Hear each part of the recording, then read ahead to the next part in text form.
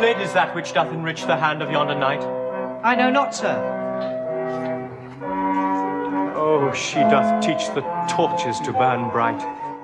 Those are the famous first words of Romeo when he spies Juliet from across the room. And we know how the story of Romeo and Juliet goes and how it ends. Spoiler alert, they die. They seem to die for love, or is it really love? Romeo and Juliet get swept up in an all-consuming, young, youth, foolish passion. Not really love to me. And I want to talk about the parallels between the story of Romeo and Juliet with the Devil card and also the Lover's card in the tarot. The parallels are really there.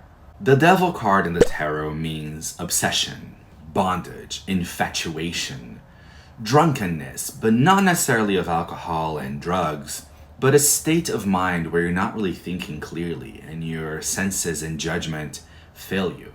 Well, I would say that's a pretty damn near parallel to the Shakespearean story. Two youths infatuated with each other, inflamed by love. And I also believe the need to prove themselves to their families as individuals, since their families are meant to be rivals. Perhaps an inner need to break the bondage of family duties that tie them down. And in the tarot card, we can see this ominous, overbearing force that can represent here family traditions that can be watching over the two young lovers. As the Devil card shows, the two people here are chained by an invisible bondage, and yet the chain is quite loose, pointing to the fact that they can choose to stay or leave. They can choose to take the chain off their necks and walk away. Now, in the story, they do choose to leave the bondage of the family tradition. They choose each other versus the rivalry of their families, no matter really what the cost, right? As we know at the end. Now, did they really leave the devil energy of the card? Not exactly. Their infatuation continues to dominate their minds and emotions. They continue to be intoxicated by each other. And instead of actually running away together to start a new life, they could, get some horses and really run away and get a new life.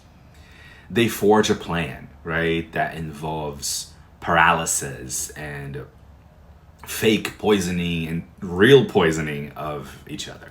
Now, as we know, the Devil card is all the things that bind us and blind us, while the Lover's card, truly a mirror image of each other in the RWS system, the Lover's card shows us a much brighter image. Now, this is what balanced emotions can look and feel like.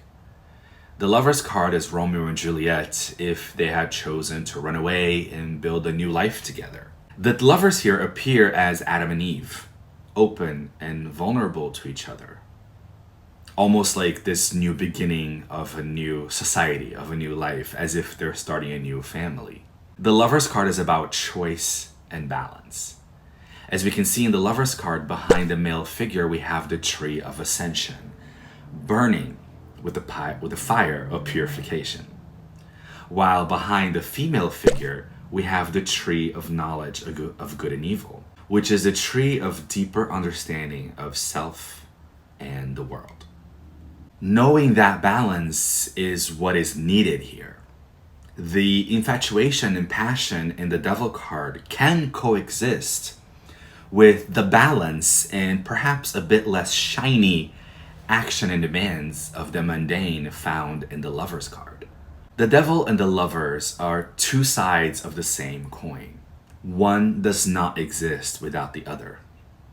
We are bound by responsibilities and duty, and yet each have a need to set ourselves apart and to prove ourselves as individuals. We also have the need for love, for passion, for embrace with one another. We want the intoxication of such sweet perfume, and yet we need to keep our eyes open, our head steady, and our feet firmly on the ground. Carl Jung said, "No tree, it is said, can grow to heaven unless its roots reach down to hell." Love can be heaven, but if we're not aware and awake to our own personal hells, we cannot be awake to another's. And that is a true poison drunk by the two young lovers.